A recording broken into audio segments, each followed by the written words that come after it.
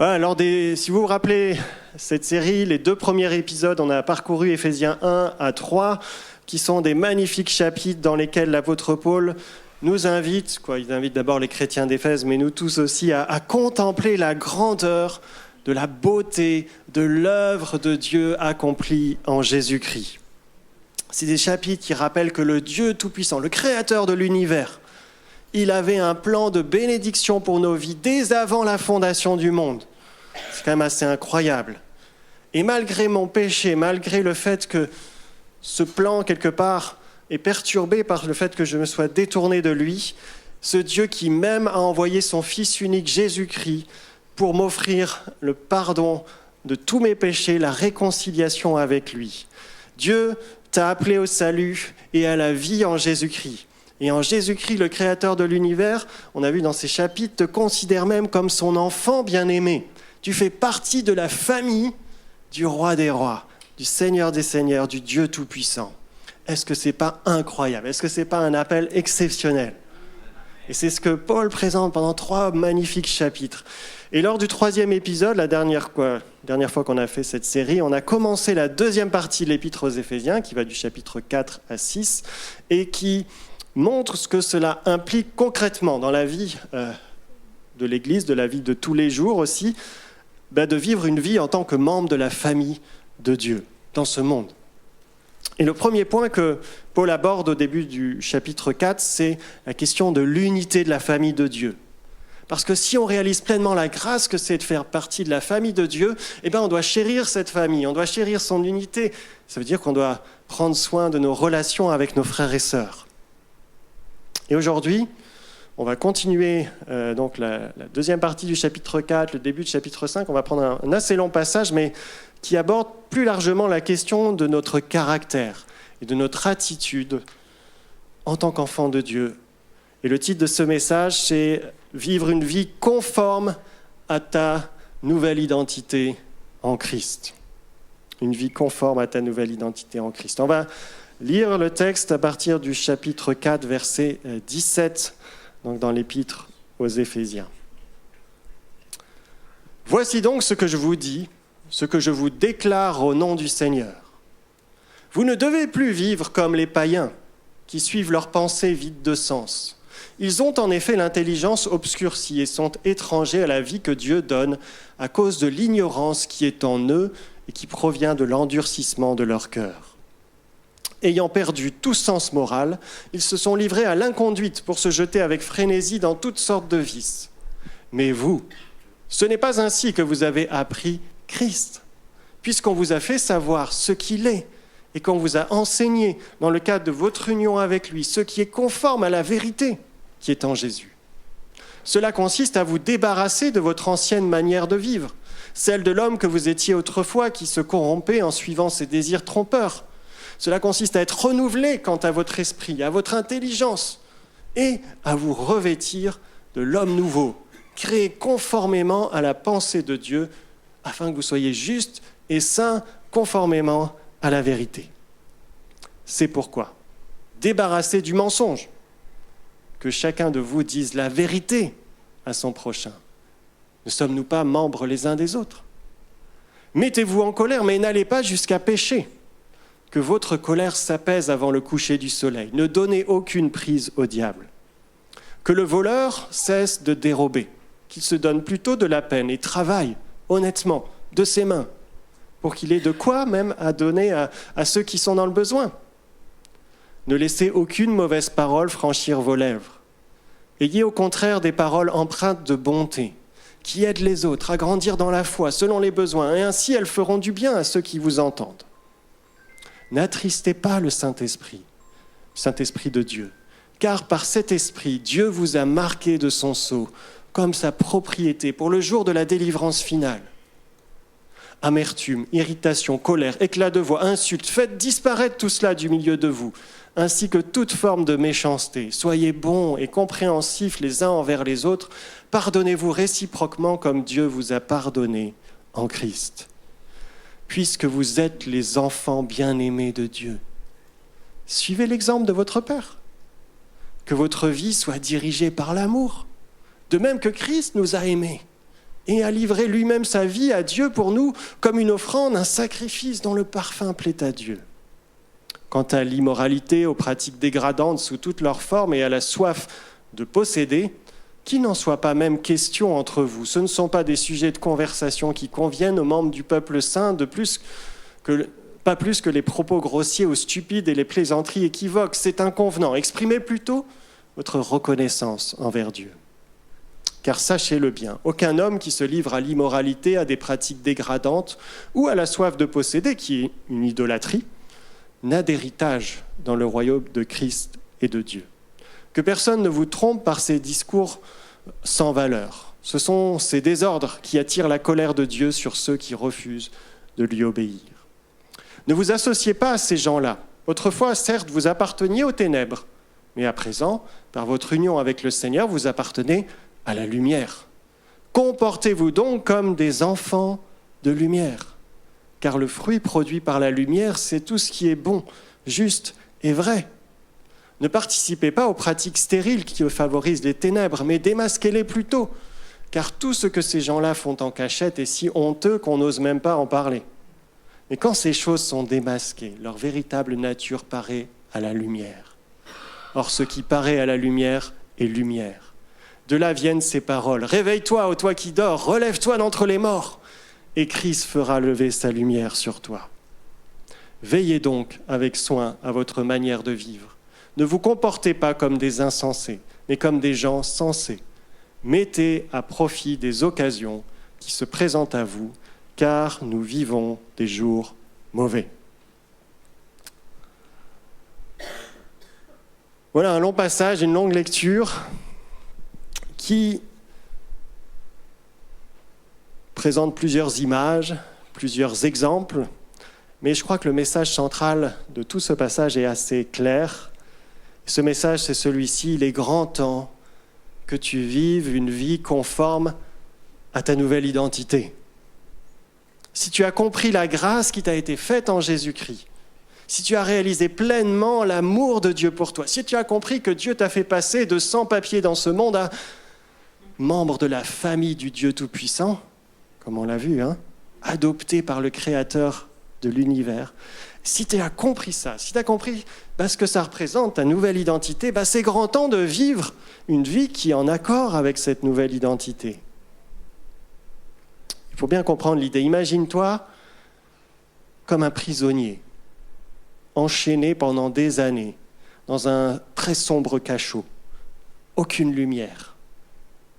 Et là, tu vis coupé du reste du monde. Ta seule source d'information, elle vient des gardiens de la prison, et ces gardiens, ils sont payés pour te mentir, afin de te faire peur. Et puis, ceux qui sont avec toi en prison, eux, ils t'encouragent à la débauche, au mensonge, et ils te disent « tout ça, c'est bien ». Et voilà qu'un jour, un roi extrêmement puissant décide, parce qu'il t'aime, de venir te libérer.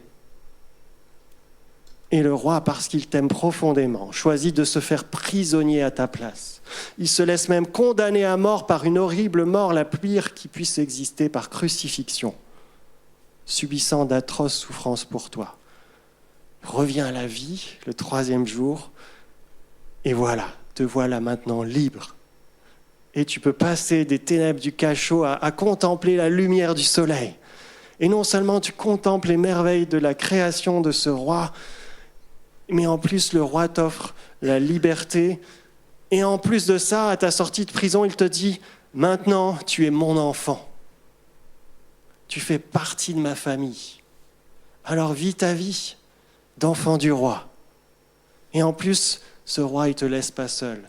Il te laisse, d'une part, tout un manuel pour guider ta vie, un manuel qui t'indique ce qui est bon, ce qui est mauvais, parce que tu découvres un peu cette nouvelle réalité. Et en plus, il te laisse le meilleur des éducateurs, le meilleur de tous les conseillers de tout l'univers, c'est le Saint-Esprit.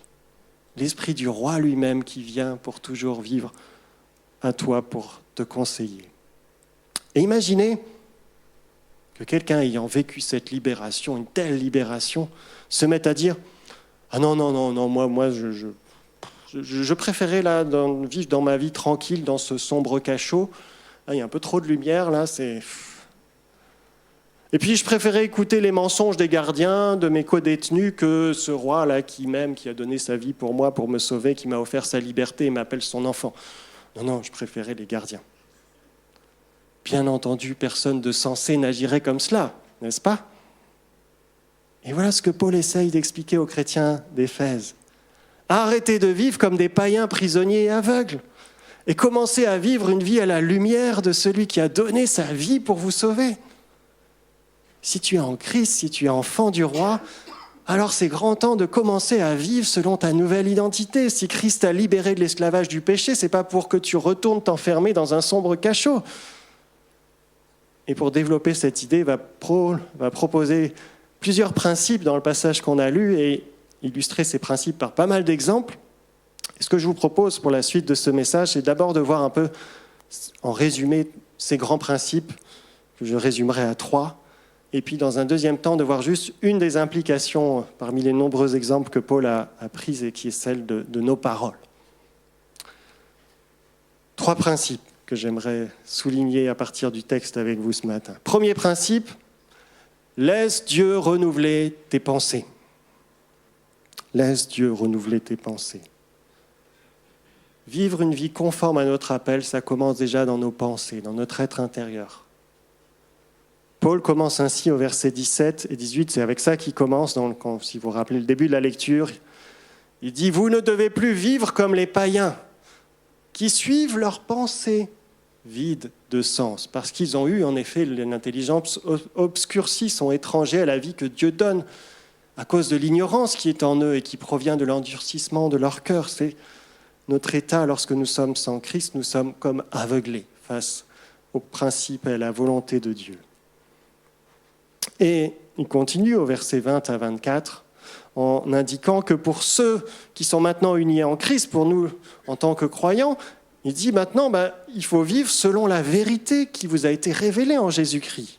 Il s'agit d'être renouvelé quant à votre esprit et votre intelligence et à vous revêtir de l'homme nouveau, créé conformément à la pensée de Dieu pour être juste et saint conformément à la vérité. Autrement dit, si tu dis que tu appartiens à Christ, alors arrête de penser comme un païen. Commence à penser comme Christ. Tu n'es plus enfermé dans ton sombre cachot, désinformé par des gardiens malhonnêtes, dans ta façon de définir ce qui est bien ou ce qui est mal, ce qui est bon ou ce qui est mauvais. Arrête de te laisser influencer par n'importe quel influenceur. Le créateur de l'univers, lui, il n'y a pas mieux quand même comme connaissance, Et en plus, il veut ton bonheur. Un père qui t'aime, qui a donné la vie de son fils unique Jésus-Christ pour te sauver. Et il te propose de t'expliquer un peu ce qui est bon, ce qui est mauvais pour toi, ce qui veut ton bonheur. Alors choisis de l'écouter en priorité, de faire de lui l'influenceur numéro 1 de tes pensées, de ta réflexion, de tout ton être. C'est logique. Alors vous allez me dire, mais comment on fait ça en pratique ? Il y a quelque chose d'assez fondamental dans la vie chrétienne et que je pense que vous avez déjà entendu parler. Lis ta Bible chaque jour. La Bible, c'est les écrits que Dieu a inspirés par son Saint-Esprit et c'est là que le Dieu vivant nous indique ce qui est bon, ce qui est mauvais pour nous. C'est là qu'on y trouve les principes pour la vie de bonheur qu'il a voulu pour nous. Et ce qui est en plus incroyable, c'est que cette parole, elle est accessible tellement facilement aujourd'hui.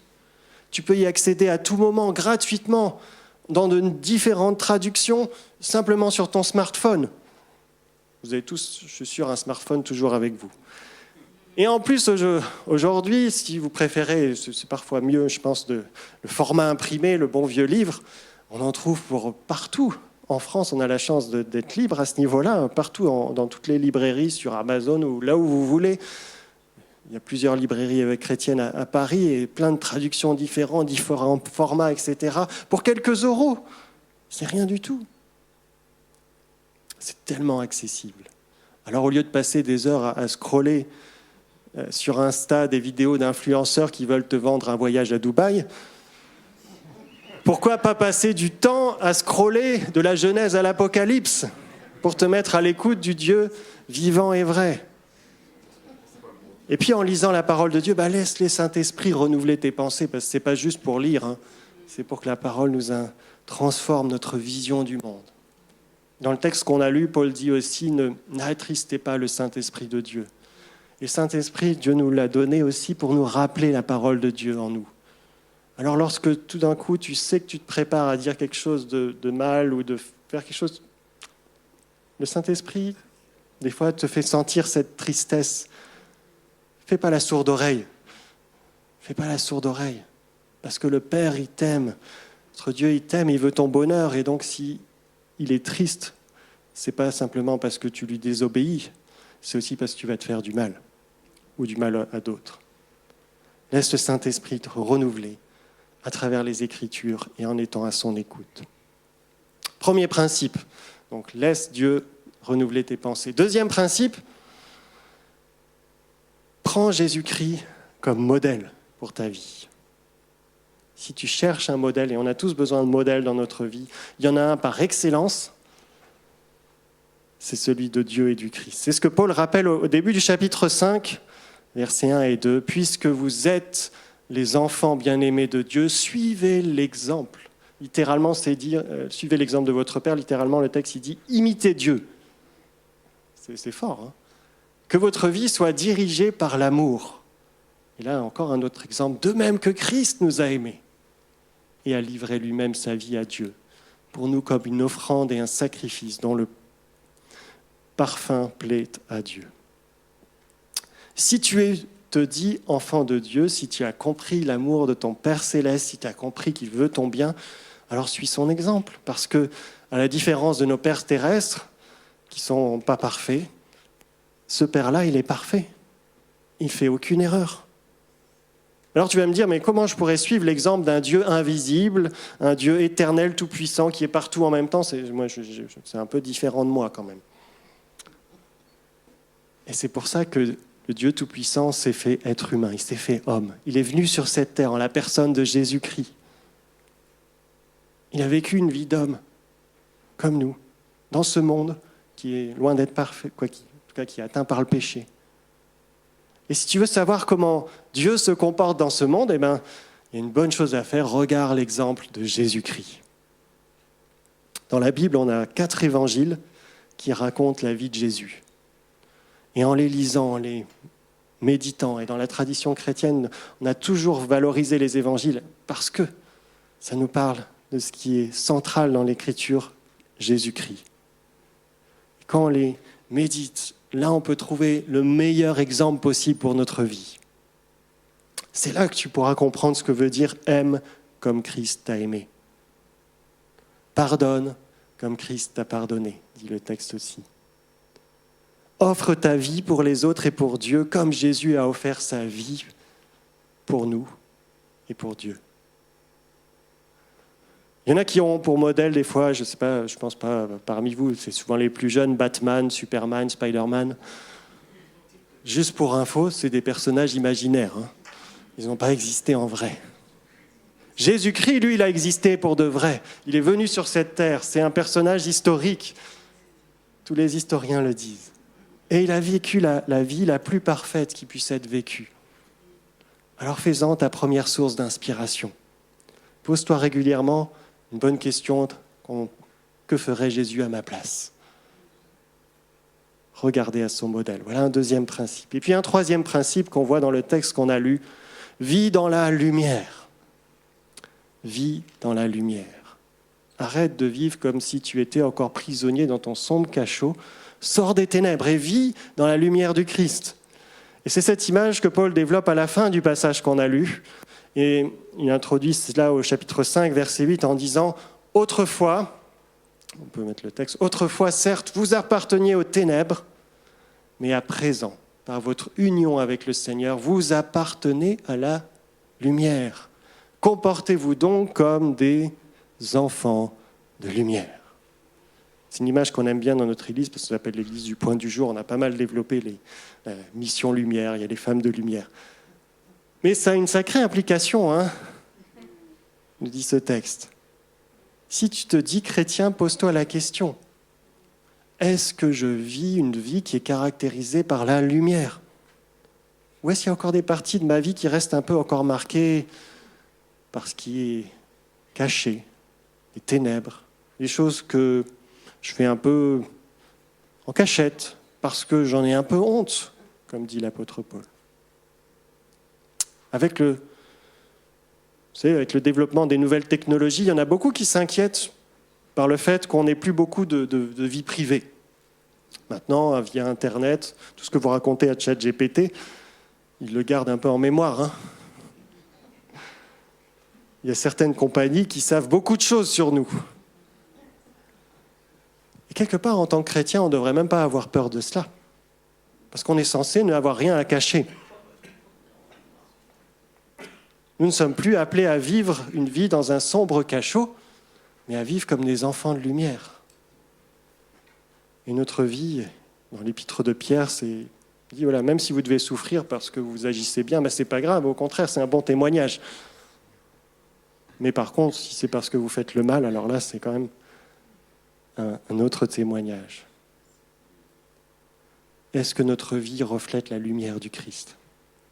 3 principes simples que Paul propose, 3 questions qu'on peut se poser. Lorsque on réfléchit à notre vie quotidienne, premier principe, laisse Dieu renouveler tes pensées. Pose-toi la question, qu'est-ce que dit Dieu dans sa parole au sujet de cela ou cela ? Deuxième principe, prends le Christ pour modèle dans ta vie. Qu'est-ce que ferait Jésus à ma place ? Et puis troisièmement, vis dans la lumière. Voilà 3 principes, je pense, qu'on peut déduire de ce texte. Et l'apôtre Paul utilise aussi de nombreux exemples d'implication. Qu'est-ce que ça veut dire concrètement dans notre vie ? Il y a plein d'exemples qu'on a lus tout à l'heure. Alors, on n'a pas le temps de tous les prendre un par un, mais j'aimerais juste en retenir un qui revient à plusieurs reprises dans ces exemples. C'est la question de mes paroles. Comment est-ce que je parle ? Comment j'utilise le petit organe qui est ma langue ou ma bouche pour parler ? À la parole, hein. Comme dit l'épître de Jacques, la langue est un des plus petits organes, mais qui a une puissance incroyable, qui peut faire de belles choses, mais aussi de terribles dégâts. Par des simples mots, des disputes en paroles, souvent répétées, il y a des familles qui ont été brisées. Lorsqu'un président dit quelques mots, il peut déclencher une guerre. Et des fois, peut-être plus triste encore pour nous, des églises se sont divisées, des fois, par des paroles. Reprenons juste sur cette question-là les 3 principes qu'on a évoqués. Voyons comment Paul les applique sur la parole. Premier principe, on a dit, laisse Dieu renouveler tes pensées, et donc tes paroles. Laisse Dieu renouveler tes pensées, et ça implique tes paroles. Paul indique au verset 25 du chapitre 4, il dit « C'est pourquoi, débarrassez du mensonge, que chacun de vous dise la vérité à son prochain. » Qu'est-ce que ça implique pour nos paroles, la vérité ? Vous savez, notre Dieu, c'est le Dieu de la vérité. Jésus-Christ est le chemin, la vérité. La parole de Dieu est la vérité. Et si nous laissons Dieu renouveler nos pensées par sa parole, alors nos pensées doivent être façonnées par la vérité. Et ça doit se manifester dans nos paroles. Vous savez, le mensonge, lorsqu'on veut tromper quelqu'un volontairement, c'est un péché grave, parce que ça va à l'encontre de la nature de Dieu, qui est vérité. Et ce n'est pas pour rien que la Bible présente le diable comme le prince des menteurs, hein, le menteur par excellence. C'est lui qui veut tromper par ses paroles. Et première application, est-ce que mes paroles sont nourries par la vérité de la parole de Dieu? Est-ce que le mensonge a été banni de ma vie? Deuxième principe, on a dit, c'est quoi le deuxième principe? Prends Jésus-Christ comme modèle pour tes paroles aussi. Quand on lit les évangiles, on voit que Jésus il parle pas mal dans les évangiles, hein. Et il dit beaucoup de vérité.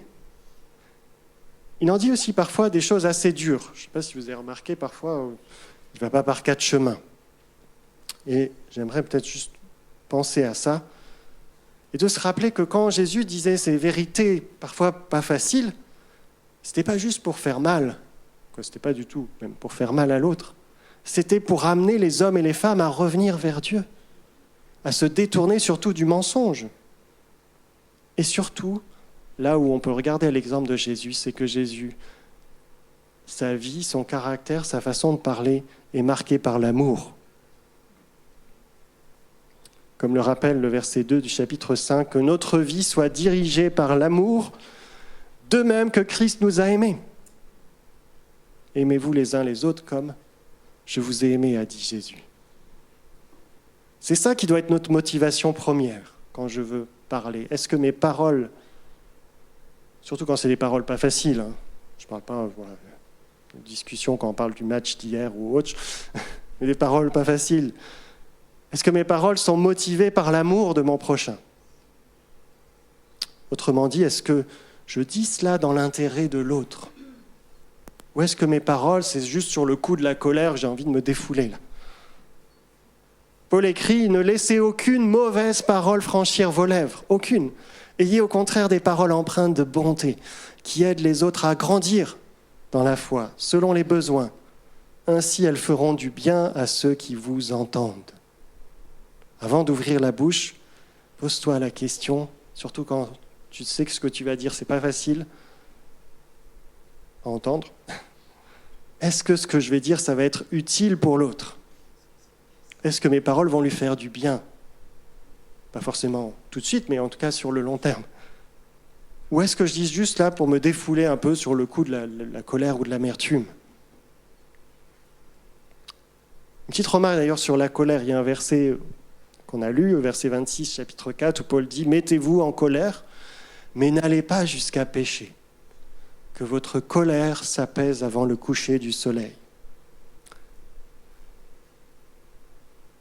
La colère, en soi, c'est pas forcément quelque chose de mauvais. On voit Jésus dans les évangiles qui se met en colère contre les marchands du temple, par exemple. Et il peut y avoir de bonnes colères lorsqu'on est en colère face à de vraies injustices, face à des choses qui sont mauvaises, on va dire, qui nous font réagir.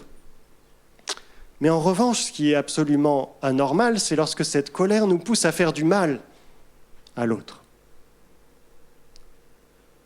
Et pas forcément à la personne qui nous met en colère, en plus. Exemple classique, vous avez un collègue qui vous a pas mal énervé au boulot, et vous rentrez à la maison, en général un peu sur les nerfs, et du coup à la maison, tout le monde en prend pour son grade. On balance ses 4 vérités à son épouse, on s'énerve contre les enfants qui ne comprennent pas trop, et même le chat, il en prend pour son grade. Et ça, c'est pas normal. Vous voyez, une colère qui nous amène à pécher. Alors comment réagir quand nous sommes en colère pour une bonne raison ? Pas pour une mauvaise raison, il y a des mauvaises colères aussi. Et si cette colère est due, par exemple, à quelqu'un qui nous a fait du mal, et que c'est réel, la Bible nous invite à aller trouver directement cette personne, seul à seul, et lui dire « tu m'as fait du mal ».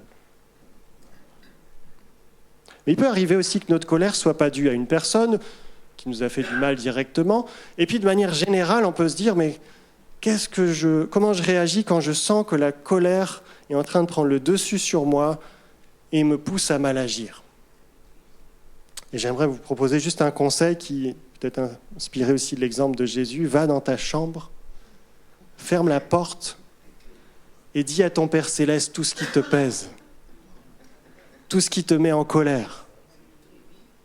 Si vous voulez des exemples de prières de gens en colère, lisez les psaumes, il y en a plein. « Ah Seigneur, ça suffit, j'en ai marre, tu m'as abandonné, qu'est-ce qui se passe ?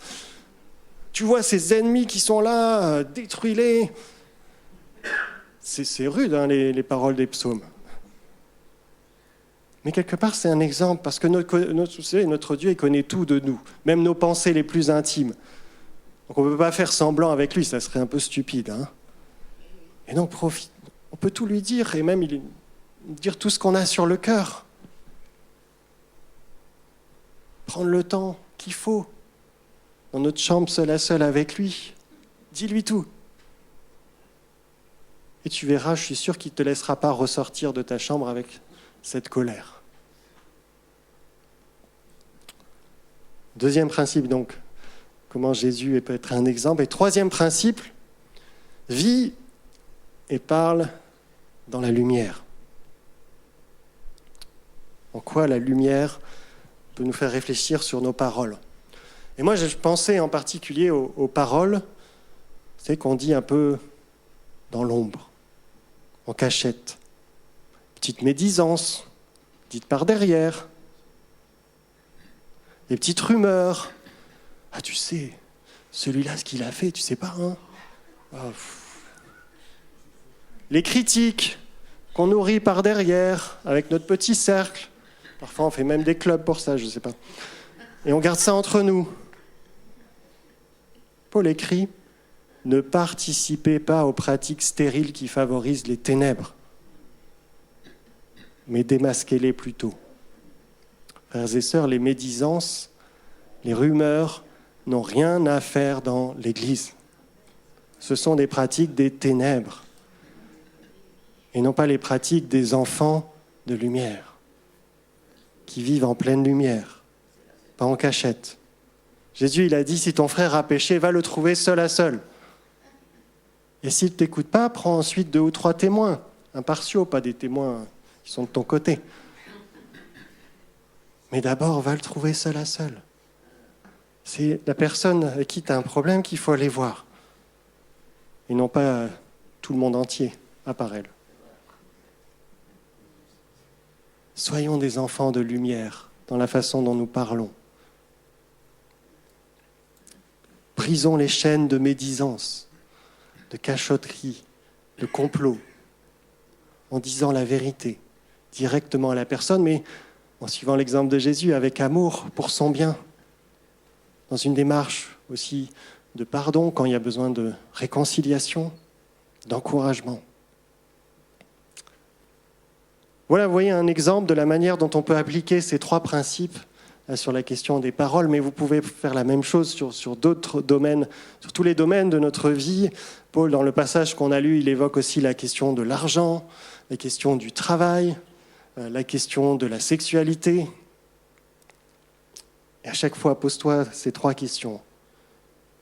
Laisse Dieu renouveler tes pensées. Donc, qu'est-ce que dit Dieu dans sa parole, dans la Bible, sur ces sujets? Comment le Saint-Esprit m'encourage? Deuxième principe, prends le Christ pour modèle. Que ferait Jésus à ma place? Quel exemple Jésus m'a laissé? Et puis troisième principe, vis dans la lumière. Est-ce que ma pratique, elle est digne d'un enfant de lumière? Voilà comment et nous pourrons, parce que je m'inclus aussi, progresser pour vivre de plus en plus une vie conforme à cette nouvelle identité en Christ. Et je pense que c'est bien, et je terminerai avec ça, de se rappeler que la vie chrétienne, elle ne peut pas reposer sur nos propres forces. Elle ne repose pas sur nos propres mérites. Rappelle-toi qu'avant Éphésiens 4 et 5, qu'on a vu aujourd'hui, il y a Éphésiens 1 à 3, qui nous raconte comment Dieu nous a aimés, comment il nous aime depuis même avant notre naissance, comment il a donné sa vie pour nous sauver, il nous a intégrés à son peuple. Et si tu peux vivre comme un homme ou une femme libre, c'est parce que Jésus-Christ t'a libéré. Lui, il a payé le prix pour te sortir de cette sombre prison dans laquelle tu te trouvais. Si tu peux vivre comme un enfant de Dieu, c'est parce que Dieu a choisi de t'adopter dans sa famille. Si tu veux pouvoir vivre une vie conforme à cette nouvelle identité en Christ, c'est fondamental de rappeler chaque jour, de te rappeler à toi-même chaque jour que si tu vis, c'est parce que Dieu t'a donné la vie. Si tu es son enfant, c'est parce que le Père Céleste t'a adopté. De se rappeler chaque jour ce que Dieu a accompli pour nous. En quoi notre identité est façonnée par ce que Dieu a fait, avant même qu'on fasse quoi que ce soit.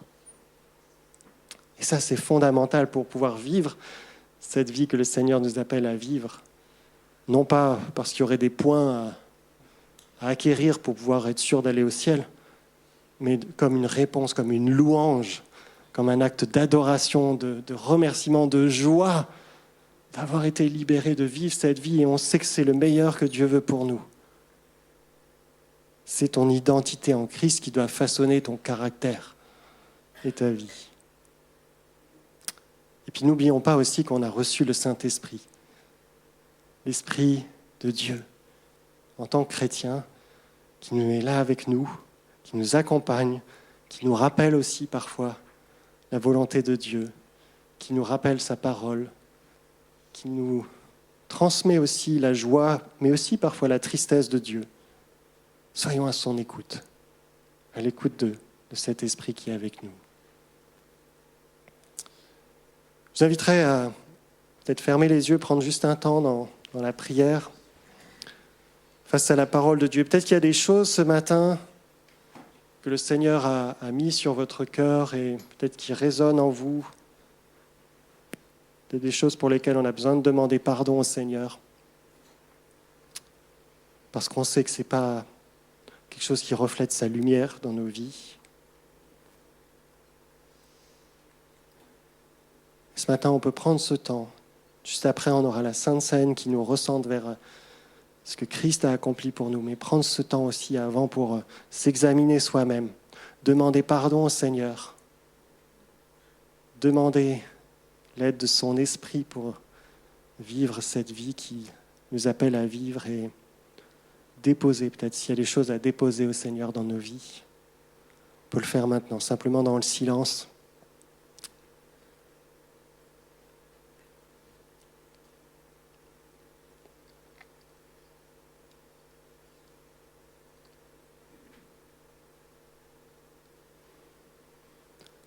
Seigneur, nous sommes là devant toi ce matin. Tu connais tout de nous. Tu as pensé à nous même avant la fondation du monde. Tu nous connais mieux que quiconque. Tu connais nos pensées, tu connais notre vécu, tu connais toutes choses. Seigneur, nous ne voulons pas nous cacher devant toi. Et nous voulons simplement, Seigneur, te dire, nous voici. Pardon, Seigneur, pour tout ce qui ne reflète pas ta pensée dans nos vies, pour tout ce qui ne reflète pas ta lumière. Seigneur, nous te demandons pardon, Seigneur, pour tout ce qui n'est pas à ta gloire dans nos vies. Et nous reconnaissons, Seigneur, que c'est là un péché de notre part, une faute. Et Seigneur, nous venons vers toi, non pas vers un Père fouettard dont on aurait peur, mais vers un Père qui nous aime, qui a envoyé son Fils Jésus-Christ pour nous sauver. Et nous voulons recevoir le pardon pour lequel tu as payé de la vie de ton Fils Jésus-Christ sur la croix. Nous recevons son pardon, Seigneur, en toi. Par pure grâce. On n'en fait rien pour le mériter, Seigneur. Mais on veut recevoir ce pardon. Et Seigneur, je te prie que tu nous aides non seulement à reconnaître nos fautes, à te les déposer, mais que tu viennes par ton Saint-Esprit, Seigneur, dans la vie de chacun d'entre nous, façonner nos pensées, façonner nos vies, façonner notre caractère. Donne-nous d'avoir le cœur ouvert, Seigneur, à ta pensée, à ton œuvre, à ton esprit. Donne-nous d'avoir notre être tout entier ouvert à ce que tu veux faire dans nos vies, Seigneur. Aide-nous à être de ceux qui se laissent transformer par toi, Seigneur. Transformer pour le bien. Seigneur, on sait que tu veux notre bonheur. Et même si nous sommes encore sur cette terre atteinte par le péché, que la vie n'est pas toujours facile et que les épreuves, les souffrances font partie encore de notre quotidien, Seigneur, on veut se confier en toi et en ta parole pour être témoin de ta lumière dans ce monde, pour être toujours en tant qu'enfant marchant, Seigneur, avec toi, main dans la main d'un Père Tout-Puissant qui marche à nos côtés et qui veut notre bien. Alors Seigneur, fais ton œuvre. Fais ton œuvre dans nos vies, fais ton œuvre dans ton Église. Sois glorifié, Jésus. Amen.